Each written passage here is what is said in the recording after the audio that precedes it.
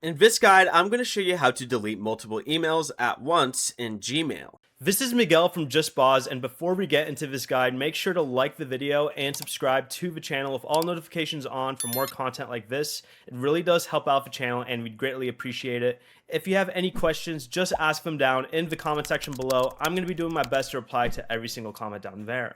Begin by opening the Gmail app on your phone or go to Gmail in a web browser and your should appear automatically. And to delete several emails on mobile, you're going to want to hold your thumb over one of the emails and a check mark will appear. Once your screen looks like this, you can start selecting all the emails that you would like to delete. And after selecting all the emails you want to delete, tap the trash can icon at the top of the screen and Gmail will move them all to the trash folder. On a computer, click the checkboxes next to the emails you want to delete, then click the trash icon at the top. The emails will remain in trash temporarily before Gmail permanently deletes them.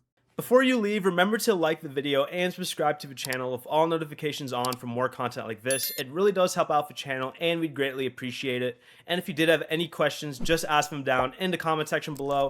I'm going to be doing my best to reply to every single comment down there. Peace.